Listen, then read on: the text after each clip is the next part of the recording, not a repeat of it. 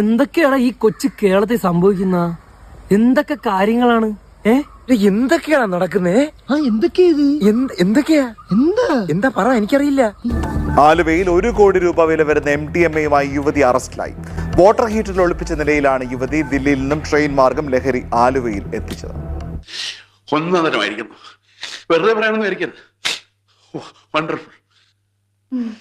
ഇത്രയും ധൈര്യം ഞാൻ എന്റെ ചാൽ ശോഭരാജ് മാത്രമേ കണ്ടിട്ടുള്ളൂ. നിനക്ക് എങ്ങനെ കിട്ടി കുട്ടി ധൈര്യം? വൈകിട്ട് 5 മണിയോടെ ദില്ലിയിൽ നിന്ന് വന്ന കേരള എക്സ്പ്രസിൽ ലഹരി കടത്തുന്നുണ്ടെന്ന സൂചന ആലുവ പോലീസിന് കിട്ടിയിരുന്നു.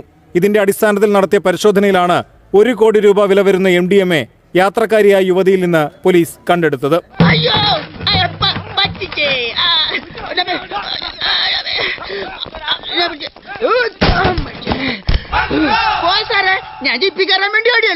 ബംഗളൂരു മുനീശ്വര നഗർ സ്വദേശിനി സർമീനാണ് പിടിയിലായത്.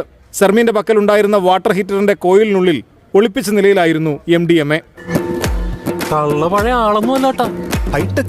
സത്യം പറഞ്ഞ ആശാനെ കഴിവെച്ച് നോക്കുമ്പോ ആശാൻ ഈ ലെവലിലൊന്നും അറിയപ്പെടേണ്ട ആളല്ല, കുറച്ചും കൂടി ലോ ലെവലിൽ അറിയപ്പെടേണ്ട ആളാണ്. ഇപ്പോഴത്തെ കുട്ടികളൊക്കെ കഞ്ചാവിനും ലഹരിക്കും അടിമകളാണ്.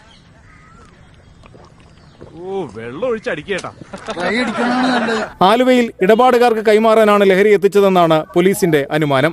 എന്നാൽ സർമീൻ പിടിയിലായതോടെ ലഹരി വാങ്ങാൻ എത്തേണ്ടിയിരുന്നവർ മുങ്ങി. പോലീസ് നമ്മൾ സ്ട്രോങ് ആയിട്ടിരിക്കണം. നമ്മളെന്തിനു മേടിക്കണത്?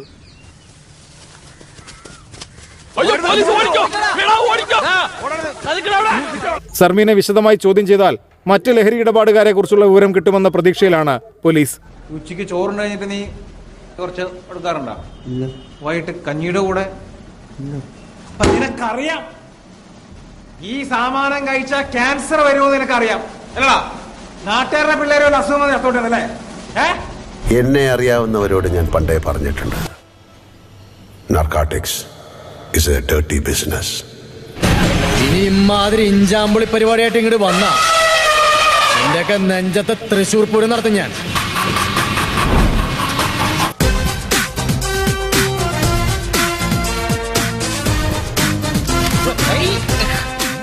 ആദ്യം സ്ലോ മോഷനിൽ നടക്കാൻ പഠിക്കും.